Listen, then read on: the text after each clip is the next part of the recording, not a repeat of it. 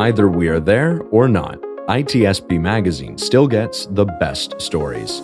There are plenty of conferences and all sorts of events that spark our curiosity and allow us to start conversations with some of the world's brightest minds. In person or virtually, we sit down with them at the intersection of technology, cybersecurity, and society. Together, we discover what the synergy of these three elements means for the future of humanity. Knowledge is power, now more than ever.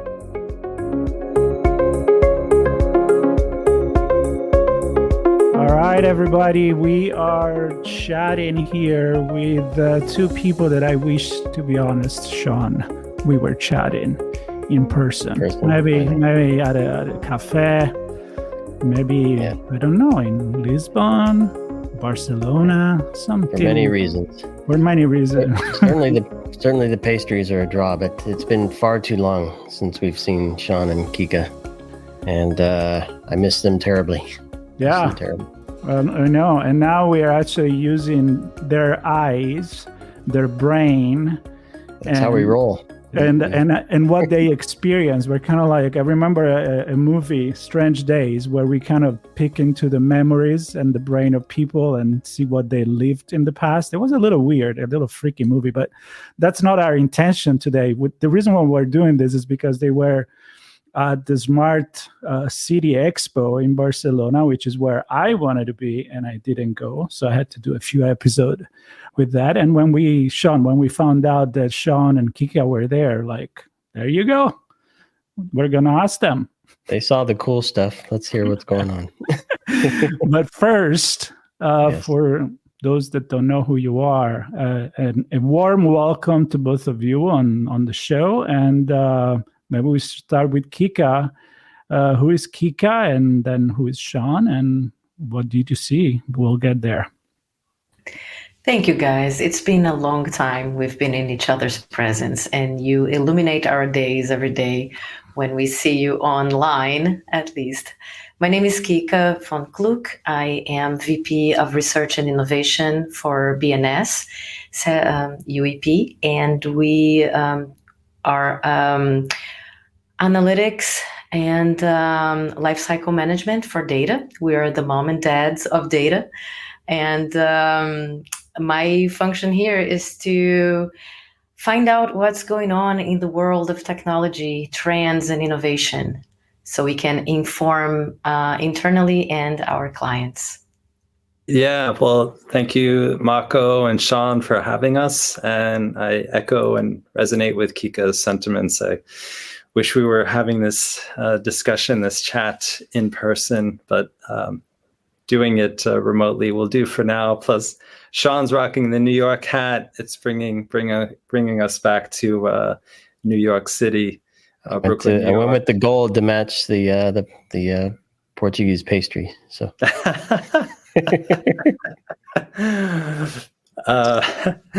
Wonderful. Yeah. So as Kika said, BNS UEP, we're based out of Brooklyn, New York. My position in the company is VP of Architecture and Analytics. So as Kika said to everyone listening, Kika does the research with technology trends and innovation, what's happening in different verticals, different industries, and informs us internally and informs the teams internally. So we can understand from both a business perspective, use cases, requirements, where are things going, as well as a technology perspective. What's the latest and greatest, not only 3 to 5, who knows what, into the future, but what is relevant for the here and the now, and how can we enable our clients to utilize technology and bridge that gap between business and technology. So, yeah. And, I have the opportunity, thankfully, to put data into practice.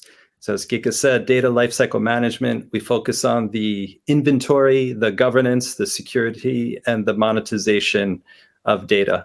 And within those 4 pillars of data, we start creating different types of data models, which would, consist at a high level of not only key performance indicators, which businesses that's what they thrive on typically, And the world of cybersecurity and information security, we're very much focused, people in that domain are focused on key risk indicators. And then we have key behavioral indicators. So we're creating data models that are focused on 3 areas of indicators: key risk, key performance, and key behavioral. We're correlating those data models. And we do that to not only enrich the data, but hopefully provide streamlined communication to make better informed business decisions. So everyone, C-suite, all the Cs are looking at the same types of data. And those who are interested in seeing profitability and growth, they see that. But their peers who are also in the C-suite, like the CISO, for example, they're also understanding the risks and how they should protect critical assets, critical data, things of that nature. So sorry for the long-winded intro. I just get very passionate. Oh, I lost your cafe. So That's right. Exactly. And this is more I'm like still there. a 1,000-layered cake here. Yeah. I know. I'm just joking about that. But it's important what you're doing. That's for sure. And I'm wondering how they connect with the smart cities. I mean, I can see a few perspectives here. I'm sure Shawn sees different one than the one I see, as I look at from a sociological perspective, and Shawn may be thinking about risk and privacy and all of that. But for a global view, what will make you say, okay, this is an event that we need to go and check it out? Well, generally, an event like Smart Cities World will bring the latest technologies and ideas in relation to mobility, urban planning, and construction. And these events, they have people from all over the world. The countries are represented in their booths, and also big companies and startups. So it's very democratic in a way that everybody mingles with everybody else independently of their titles or positions. And everybody's interested in what is being used now and what is going to happen within the next 2, 5, 10 years in the future. And Smart City Expo, World Expo, is very good at putting together sessions that deal with the latest and greatest that will be talked about a few years from now in the mainstream. So what attracted us to that specific event is the fact that we are at a very important period of transformation in many ways, especially in the reintegration of society and humanity and technology. And a lot of cities are smarting up everything. They're making everything personalized and relatable to IoT. And how do you integrate all these technologies with everyday living and bettering people's day-to-day activities? Or how do you build communities that will use less fuel or less need for transportation? Or how do you distribute food or water systems, cleaning, energy, everything? So related to urban living practically. So it's very interesting to go to an event like that to watch the talks and then see what every country is doing to better the lives of the citizens within them. So. I love that big picture view, Kika, because I think many of our listeners, at least in cybersecurity, the topic that I talk about most, and even when Marco digs into some of the technology, when it touches the business, I think it's easy to see a business IT infrastructure, and while complex inside, it's relatively self-contained. There's an ecosystem of apps and APIs and services and things like that. But when you start talking about smart cities, that view looks a lot different. You have the people building engineering the stuff, building the stuff, technology enabling it. Somebody else maybe manages it. There are people using the data to drive broader city services or regional services, as you were describing, Kika. So how does how do you help people kind of figure out what that looks like from the perspective that you're looking at in terms of here's the best way to get the best bang for your buck operationally, while also mitigating the risk that you face, whomever you are in that ecosystem?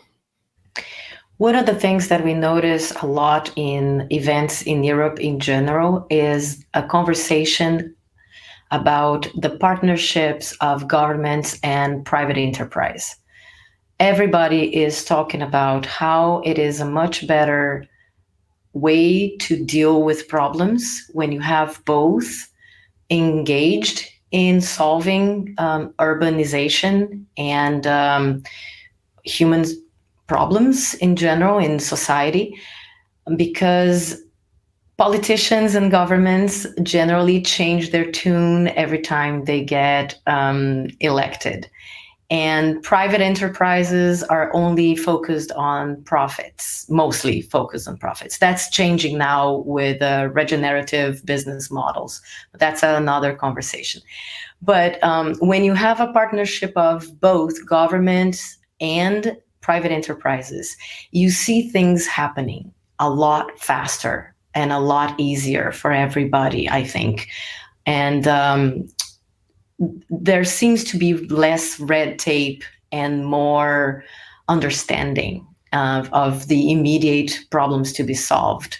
So that is one aspect that I see that is important for us in America, I think, to think about, is that government is not the enemy of private enterprise, and private enterprise is not the enemy of the people.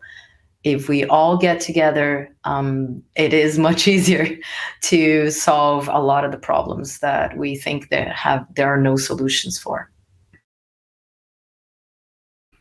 Yeah, and I'm just going to pass the ball to Shawn here, the other Shawn. But one observation is that the two conversations I had about this were actually with people that work in the government side of things, running a city like peach trees corners down in Atlanta, and then another entity in Texas. And that was our conversation, was a lot less technical and much more political, sociological, in looking at, as you said, Kika, when you have maybe political cycle to make things happen, you kind of hit your head against something that in a smart city, you just can't change things in 6 months. And your constituent is not the investors that want to see a good quarter, is the people that are going to like to 2 years from now, on 4 years from now. And so it's kind of like wear those glasses that allow you to see 10, 15, 20 years in the future. So Shawn, pretty complicated to put these two together, isn't it?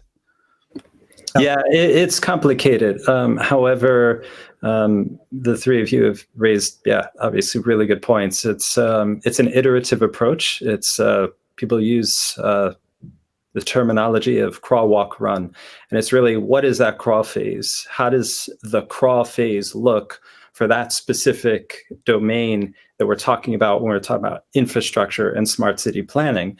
So when I think of infrastructure, because I, along with Shawn Martin, come from an infrastructure and cybersecurity background, I start thinking about capacity planning and looking at trends relative to the data. Certainly, if you look at pre-pandemic in a lot of cities all throughout the U.S., population sizes looked a lot different. And then the pandemic hit, and then people started maybe going to the suburbs, and then people started coming back after 3 years, back into urban areas for different reasons, maybe job opportunities, more maybe accessibility.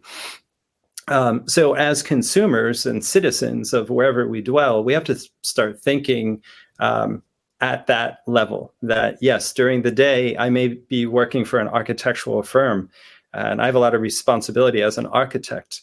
However, as a consumer, I should be thinking about recycling materials. I should be thinking about clean water. I should be thinking about air that I breathe. Are there pollutants in the air? Certainly with climatic shifts and changes, we have seen so many things that have happened all over the world. So, we saw what happened in the northeast part of the US over the summer, right, with Canada. Why was that caused? We can have a whole scientific discussion on that. But the fact of the matter is, we are doing things as humans where we are emitting carbon toxins into the air. So if we care about that, what is the incentive? What would incentivize us as consumers to start shifting the needle or moving the needle into a positive direction so there is more sustainability? Do we want to breathe clean air? I think if you were to ask any person out there who is logical and sane, they would say, yes, I want to breathe clean air. Same thing with, water, just the basics, right? So I think it's, shifting the mindset. And how do you do that? Kika and I we've been having this discussion over the past 2 weeks. Education, yes, is absolutely essential. We can keep saying the same thing in 5 different ways, becomes a mantra. People start catching on to it. But to Kika's point, which I agree with, if you're not curious and there are no incentives, that's the big question of how do we start shifting within our own local communities, and how do we start shifting that into a region, into a state, into a cluster of states, or into a country, federal level, local level. It's very, very complex, but I think I'll give you 3 quick hits that I personally took away from this that may be helpful for the audience. So when we start thinking about housing, we had the opportunity to see John Roberson. And John Roberson is the chief operating officer for the city of Chicago. So he works directly for the mayor of Chicago. And, he talked a lot about incentives. How do we keep our talent at a very basic level? And this is the X plus Y equals Z equation. If we want to keep talent in the city of Chicago, people have to be incentivized. Am I accessible to my place of work? Do I have proper access to just the basics in life?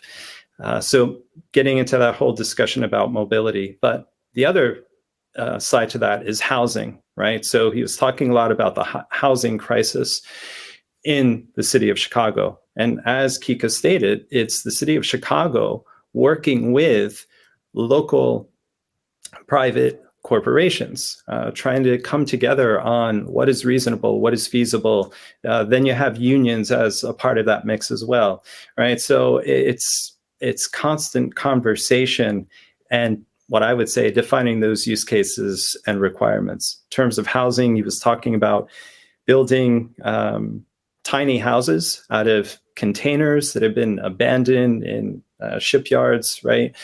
And in industrial factories, but taking containers and building small, tiny houses close to train stations, accessibility. I think that's one example. Another part of that is the materials in which we use as builders, as architects, engineers, and construction, especially architects, who are laying the blueprint. We have to think about the materials. Are these materials emitting carbon, toxins? Where are they being sourced from? Are they being sourced from materials that are sourced from labor where it is child labor? Is it green material? How much carbon is it emitting, right? And the way to do that, and we started scratching the surface at Smart City with this, is through solutions such as traceability.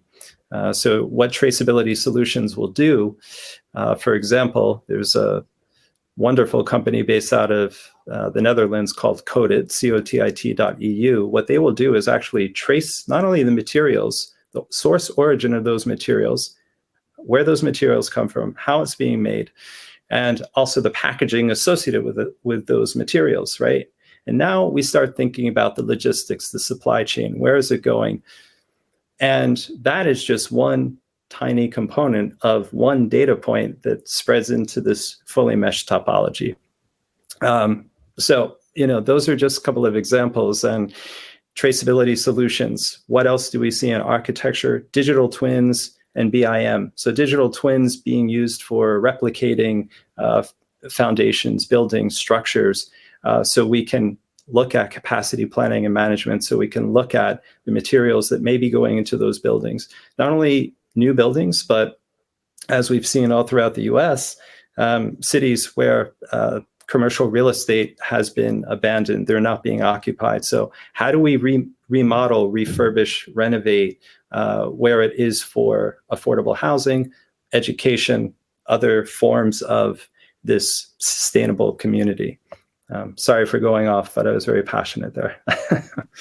Fascinating. I mean, It is. You can keep going if you want. Yeah. I'm just going to listen. It's your podcast now. Shawn, I want you to keep going with some of the examples that you guys have seen, because it's funny. I was going to ask you. Oftentimes, especially conferences like Smart City or CES, where they're very future driven, a lot of this stuff is cutting edge, bleeding edge, not quite there yet, but we want to show you where things are going, which kind of leaves me with, well, how do we take that next step? And you provided a few examples, but are there any others that that maybe demonstrate how things become feasible? Because a lot of times some of these new technologies cost a lot as well, right? And so who's going to pick up the expense for purchasing them? Who's going to deploy them? Who's going to manage them, secure them? It starts to add up, all this expense. So I don't know if you have any examples of things that are so specific that we can actually say, you know, this is a good step we can take, and it's gonna drive a lot of value across many smart cities. Yeah, makes sense. Great question. Yes. So digital twins and BIM has been in the world of architecture, engineering, and construction, arguably in the mainstream for 5 years at least. Right now, you've got somewhat of a complex situation that we're dealing with here in the world of AEC, because obviously not every AEC firm have been using digital What's twins. AEC? Sorry. Architecture, engineering, and construction. So that market vertical, that vertical segment, when you think about, let's just focus on architecture, because that's the entry point, and that's where it's really up to architects to start thinking more about sustainable materials when they're constructing the blueprints, and what are they going to use for this building, albeit for consumers, citizens, or commercial buildings. So in that world, digital twins, that's a very good example, and so is BIM, right? There is a company, and I'm not name dropping, I'm just giving the audience just some examples of, hey, if you're interested in the world of digital twins, what's going on, where can I find this? Can easily do a search, and you're going to find tons of companies that do use digital twins or have this software that architectural firms can start utilizing. There is company for our audience sake, Shawn, if you can explain digital twin, because it's not replicating you or me, right? This is what is the infrastructure of this building, and how can we represent that digitally so we can test the limits, we mentioned earlier, capacity, things like that. So can you maybe paint a quick picture for that so people understand? Yeah. So digital twin would be, for example, let's take just, apartment buildings, for example, in any of the major cities. And since we're talking about smart cities, it's probably near and dear to many people's hearts, because we're talking about shelter, we're talking about housing. So as a firm, the digital twin technology, you can go into an existing building, an apartment building, and say, I've got the dimensions, but now I want to replicate this building. I want to create a twin of this building, model it, and start looking at what do I have as far as my current state requirements. These current state requirements from a blueprint perspective obviously would be plumbing, all of the infrastructure for water. You may have amenities in there, in this existing building, which may be, washers and dryers and so forth. So now we're talking about also electricity that's going into each individual unit. We're looking at spatial awareness, right? In terms of where is the kitchen? Where is the bathroom? Where is the bedroom? Where is bedroom number 2? Is there another room that's maybe a study hall, or, it really depends on that building. So a digital twin can not only replicate that, but you can also start utilizing that to reconstruct. Whereas if you're looking to do renovations, remodeling, expansion, if you want to knock out, another apartment building and make, 2 different apartments become one, how does that look? There are different reasons, obviously, for that. The other aspect to it is materials as well, right? So, it just makes it a lot easier when you're going through kind of like the checks and balances at the very, very end of that blueprint. In the world of architecture, I think they call it punch downs, right? Where they're actually verifying and validating that these dimensions for, let's say, electricity, for where the water is coming from, that everything has been verified and validated. It's up to code, up to those standards. Digital twins becomes a lot more. What's the value prop? The value prop is that it's a lot more accurate, effective, efficient when it comes to design, planning, remodeling, and renovation. So hopefully that was a good picture. We could use the same example for commercial buildings, which we're seeing all over the globe, especially obviously in major cities, how they're using digital twins. As long as there's a place of Calcutta marble for me to pick up my croissant from, and we're all set. Exactly. What is amazing about the technology that come into place with this is that you're building models, right? So the digital twin, for me, I can translate it into modeling and making scenario, which is what you could do when you develop a new drug, for example, or how you develop something. And when you can put what is physical into digital, then you can manipulate all of that without having to actually physically doing that and let the machine do it. So maybe this is a good way to put it for the audience, and also show the outcome of what it can be. And if people don't like it, or there's too much cost over a budget or political reason, you can say, instead of re-knocking down the building that we just remodeled, we can just do that on the digital twin. So that's pretty cool. It needs to fit into the environment as well. Like if everybody in that building, let's assume there's a parking infrastructure underneath, everybody wants an electric car. Mm-hmm. Not just can that building handle it capacity wise, but can the street and the block and the neighborhood and blah, blah, blah, right on and on and on. So you can start to build a bigger picture as the twin eats more croissants and gets bigger and bigger and bigger. It's true. Those are really good examples. I love what both of you said, and it's the modeling that enables the capacity planning and management, the areas of interest, the profitability. We talked a little bit about materials management. Are these sustainable materials? Where are they coming from?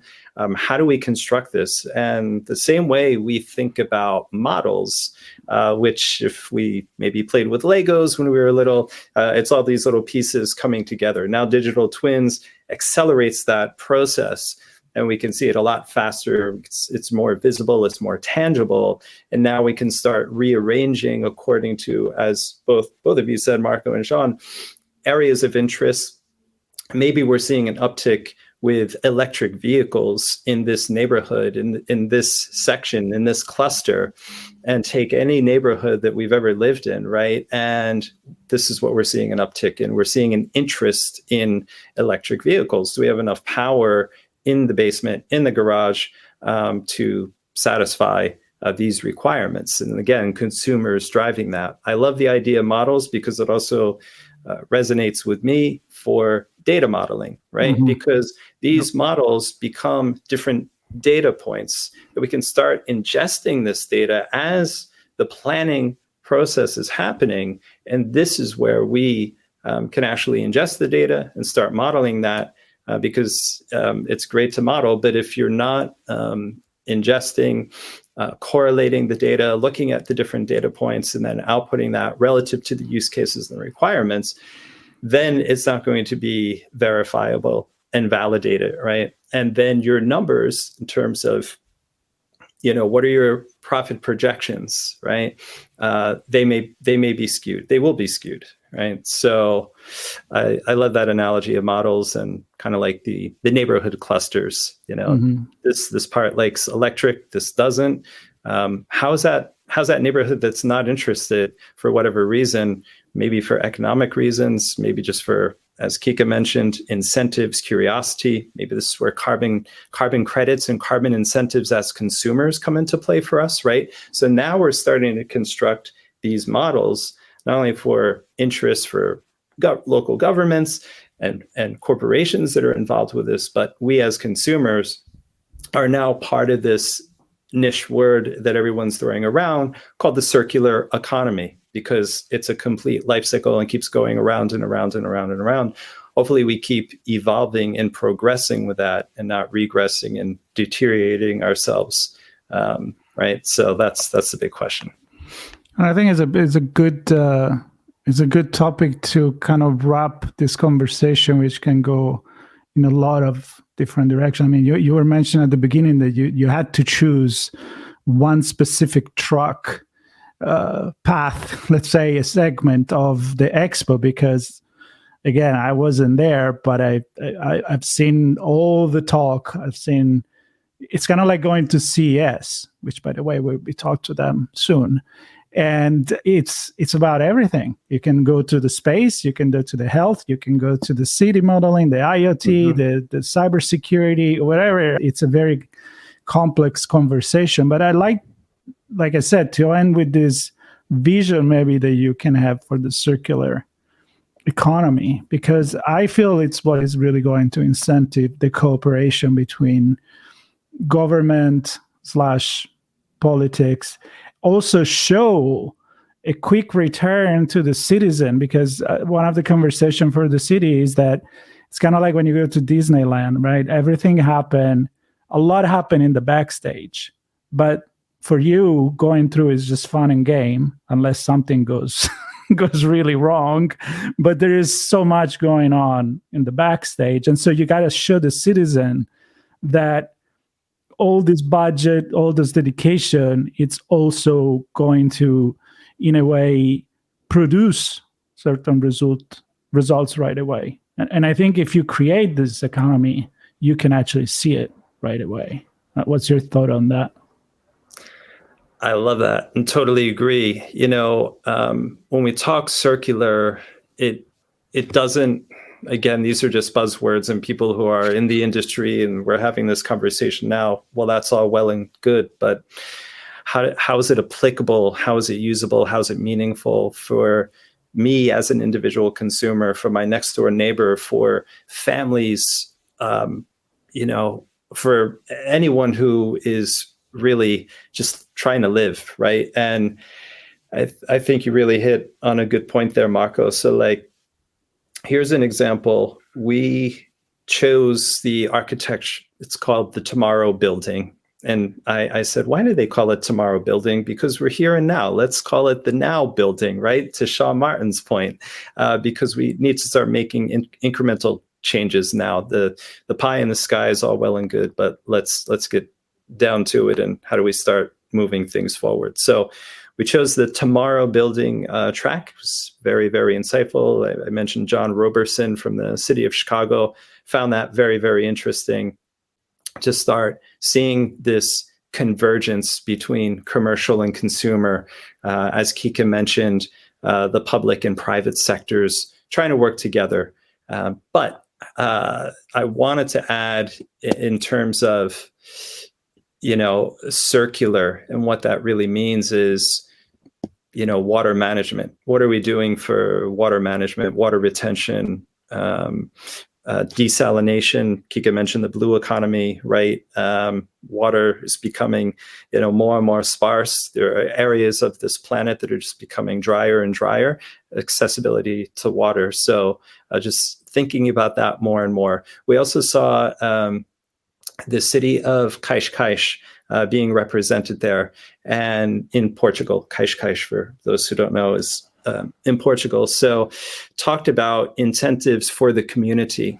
So littering, something very, very basic. And some of this stuff you might think, why are we just focusing on this? Well, let's give people incentives. So building community awareness in terms of littering, and that because they're very close to a body of water. So littering, pollution of that water. And now when we start talking about circular, well, what about the sea life? What about the natural habitats in the sea, in the oceans, in our bodies of water? That starts becoming contaminated. We know that we have fluoride and other things in the water, maybe even contents of mercury, so many things. So it's just the little things like that. So if we want to be a part of it too, it's also up to us as consumers to start being active, being participants in our local communities. And I thought the gentleman from Cascais, it's like what they're doing is they're incentivizing children, because that's where it starts, right?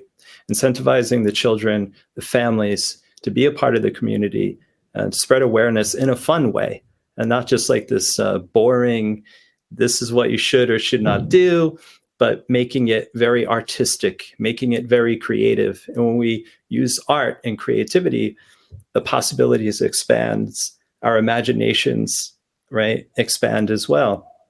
And that's a way to just, mobilize the community and have fun while you're doing it, right? So this whole thing about sustainability and circular, let's have fun, because this is our livelihoods, this is our life.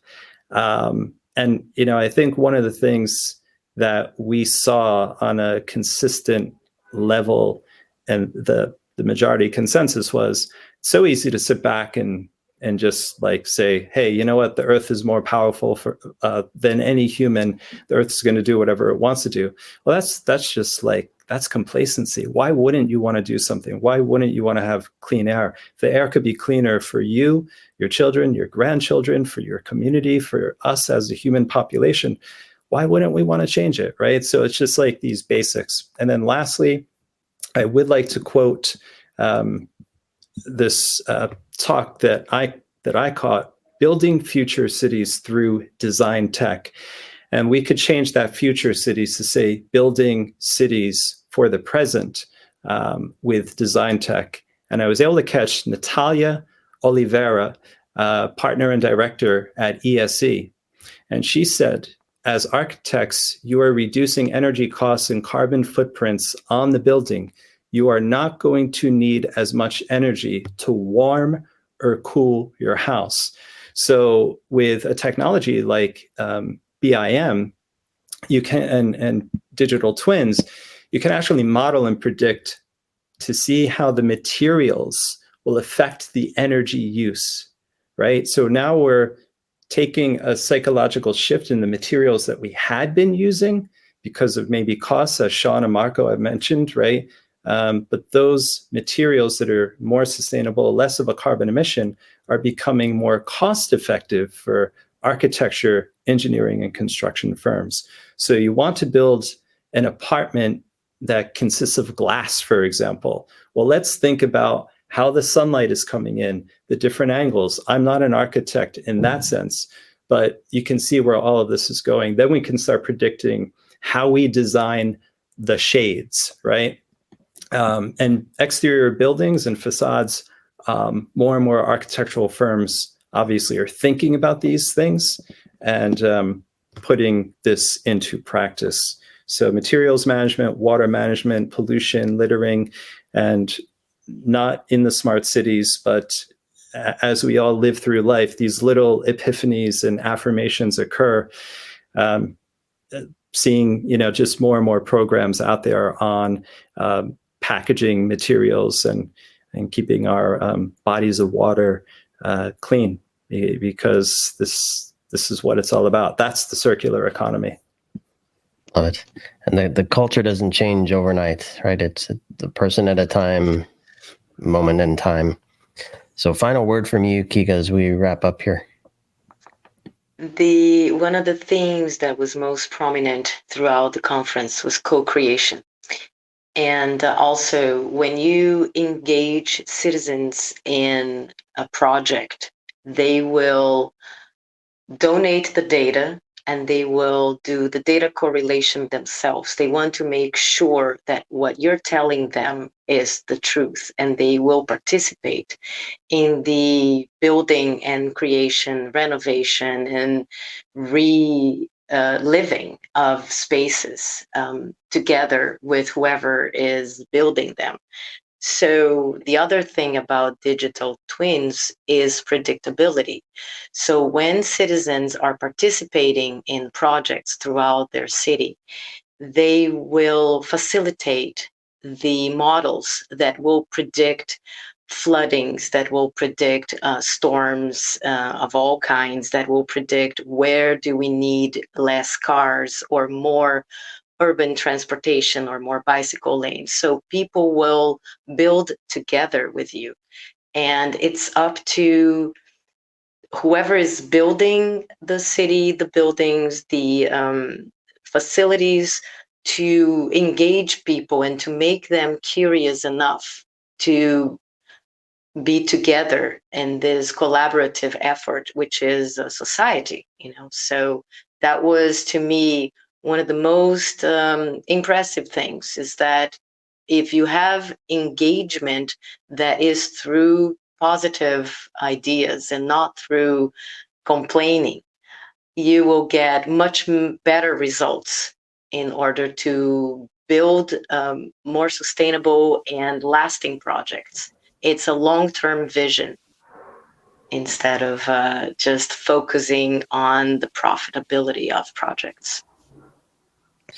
Yeah, and I think you make some excellent points there, Kika. And I think you talked a lot about data in the beginning. With data where everybody's contributing and everybody presumably has visibility into it, we can begin to see what we want, guide us to what we want, and hold each other accountable to achieve that, right? Exactly. We're not relying on some empty promises from some politician. we can play an active role in the cities that we want to live in. And it's a compromise. I mean, politics is the my way, Marco. Well, that could be in a monarchy of an enlightened king, which is not a bad thing to have. But in general, I think I love this conversation. I know we got to close it right now, and I think we should have more, maybe a part 2 of this, because it touched a lot on many things. But that the compromise and then making the citizen part of it, I think, is key. Right? It makes me think about the Toyota model back in the 70s, where you empower the people in the production, in the manufacture chain, to be responsible, to have the vision for what is the final product. You're not just specialized in one thing that you got to do without knowing that you are actually a big part of the final product. So giving that vision, it will be very important, and not just tell them, hey, you got to do this because you got to do it. Well, nobody's going to do it that way, right? So it's important for humans in general. Yeah, exactly. Well, with this, we're going to jump on another call for about CES, because soon we're going to have the other big event. I want to thank you, Shawn and Kika. First of all, it was great to see you again, even if virtually. And maybe next time we'll be in person. And for sharing these really, really deep thoughts and your experience. It's always very, very valuable for us. So thank you very much. And everybody that has been following us, I hope you enjoyed it, learned something, thinking, subscribe, stay tuned. See you later. Thank you both very much. Thank you, everybody. Thank you for having us. Of course.